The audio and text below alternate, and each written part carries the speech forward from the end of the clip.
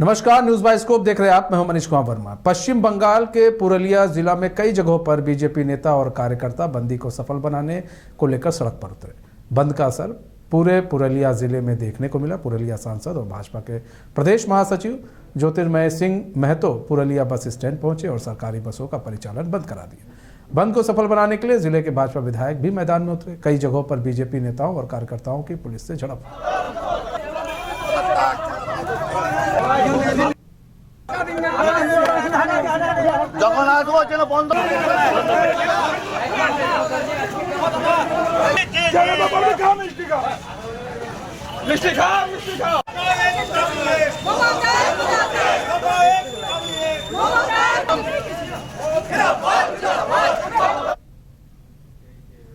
नवलानंदा महाविहार में गुरु पद्मसंभव की जीवन और विरासत पर आयोजित 2 दिवसीय अंतर्राष्ट्रीय सम्मेलन का उद्घाटन राज्यपाल राजेंद्र विश्वनाथ आलेरकर ने किया।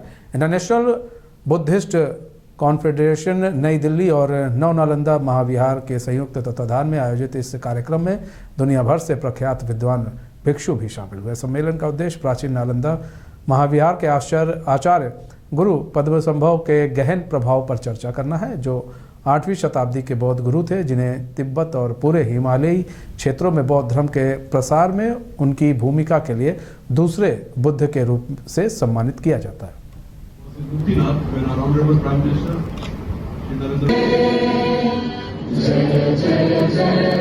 Bhagavan Buddha has given us some enlightenment.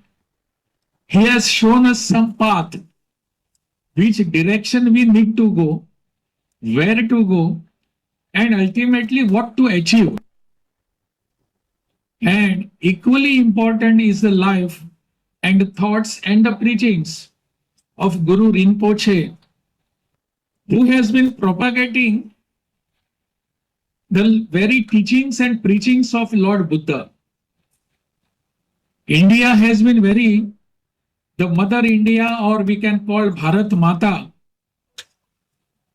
has always been giving to the world some gems which has enlightened the whole world, whole globe. Bhagavan Buddha was the gift of this particular land to the world. So also Guru Rinpoche, Guru Padmasambhav, is a gift to the world by this particular land, which are going to both these personalities. I should not say them personalities, these are the ansh of deities. We have been propagating the humanity and ultimate gain, that what we have to have is where we are going to achieve, where we are going to lead ourselves. भगवान बुद्ध ने जो हमको enlightenment दिया है, बुद्ध दिया है, वो इसीलिए दिया है, not only for me, myself. I am not the ultimate aim of my life. Ranchi के रिम्स में जूनियर डॉक्टर और सुरक्षा में तैनात होमगार्ड के जवानों के बीच जमकर मारपीट हुई। मारपीट में होमगार्ड के कई जवान घायल हुए हैं और कुछ डॉक्टरों को भी गंभीर चोट आई है। घटना की जानकारी मिलने के बाद सदर डीएसपी संजीव बेसरा सहित कई थानों की टीम मौके पर पहुंची और हंगामे को शांत करवाया। रिम्स डायरेक्टर का निर्देश है कि 7 बजे शाम के बाद किसी को स्टेडियम में प्रवेश नहीं करने दिया जाएगा, लेकिन 9:30 बजे एक जूनियर डॉक्टर और एक लड़की जबरदस्ती स्टेडियम में प्रवेश करना चाहते थे। उसी को रोकने के विरोध में हंगामा शुरू हुआ। होमगार्ड के सभी जवानों ने रिम्स की ड्यूटी छोड़ दी है। जूनियर डॉक्टरों पर कार्रवाई की मांग को लेकर होमगार्ड के जवान धरने पर बैठ गए।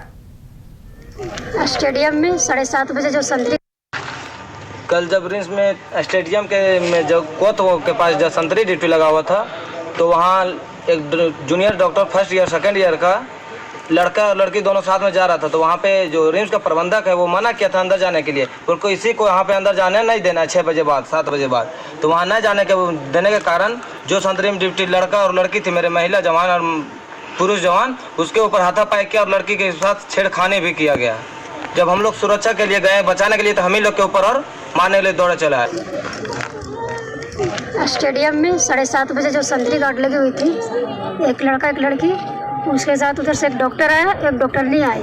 वो जब लड़की पूछी जो संतरी में थी कि तेरा आईडी कार्ड कहाँ है, आप आईडी कार्ड दिखाइए, तो बोलते कि हम आईडी कार्ड नहीं दिखाएंगे। हम यहाँ का डॉक्टर है।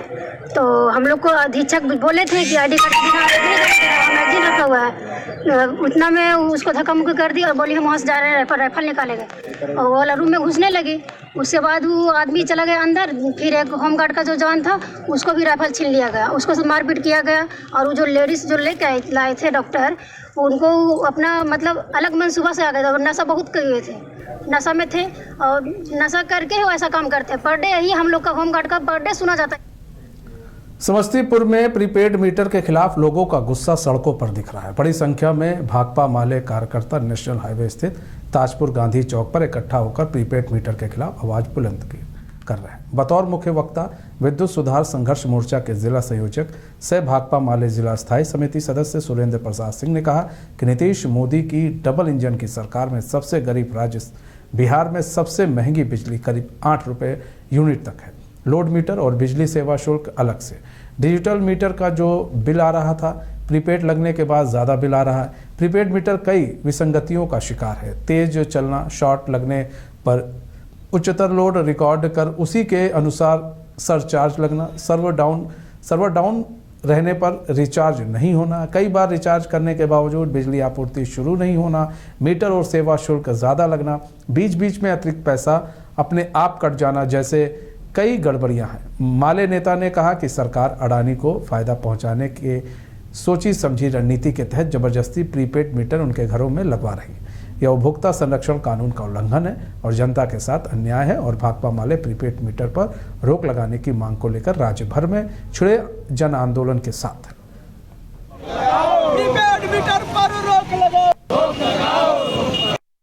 आज प्रीपेड मीटर पर रोक लगाने, ताजपुर में 2400 घंटा बिजली देने, किसान को कृषि कनेक्शन समरसेबुल चलाने के लिए देने, इन तमाम सवालों को लेकर आज भाकपा माले इनकलाबी नौजवान सभा के बैनर तले बाजार क्षेत्र में जुलूस निकाला गया है, विरोध प्रदर्शन किया गया है।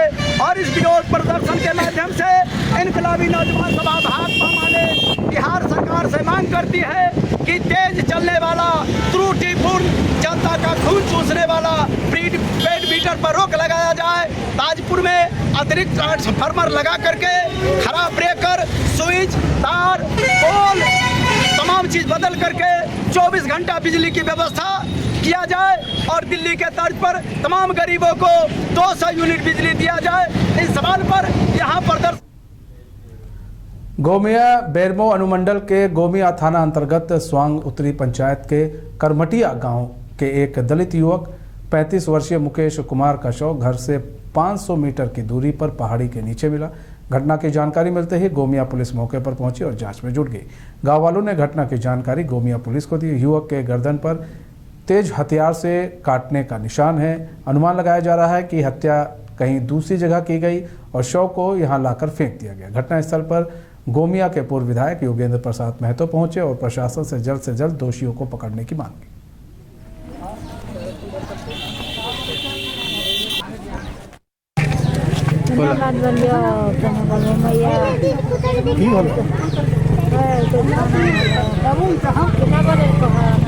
कौन से भले लड़कों के हमें तो घर वन भरिए 5-6 बजे घर से निकले पानी पी के पप्पा बेटवा है से पानी पी बहरे ले और के कॉल कर ले लेन कि ना बेटा दखल को मोबाइल से करके यार पॉकेट नंबर ले लो और चल गए निकल गए और भरक ना ये लो बेटवा गे मैया है ना ये लोग मैया ना ये लोग कौन सी पता चला लड़कों पर है ना के तो फोन कर ले लाइन कि ना से वो देख लो लमरवा और बेटवा आ गया ऐसे से निकल गया बेटा बाहर आ गलो और घर ना ये लोग घरवा गे मैया 7 बजे बाहर लो से गे मैया फोन करे लागियो फिर फोन उठेबे न करो मैया फोन उठेबे न करो गे मैया।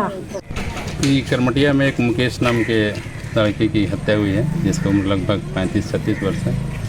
शाम में घर से निकला था मोबाइल में बात करते, किसी का मोबाइल आने पर, और इसका पोस्टमार्टम के संबंध में हम लोग आवश्यक कार्रवाई कर रहे हैं और कांड का उद्भेदन हेतु नवादा जिले में बदमाशों के हौसले बुलंद थे। बेखौफ बदमाशों ने दिन दहाड़े 12 वर्षीय नाबालिग पर ताबड़तोड़ फायरिंग कर दी।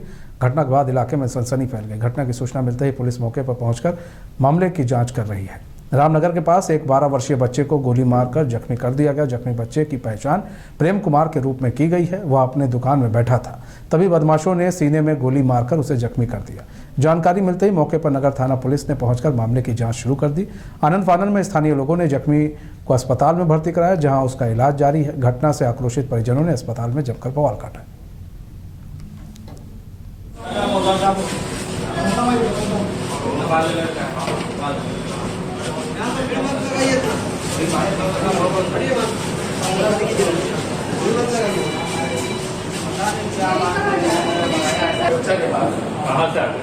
कहाँ से आ गया? बिना माँ बाप का जानकारी पूरा था। मारने वाला एक छोटा बच्चा है। अरे हम तो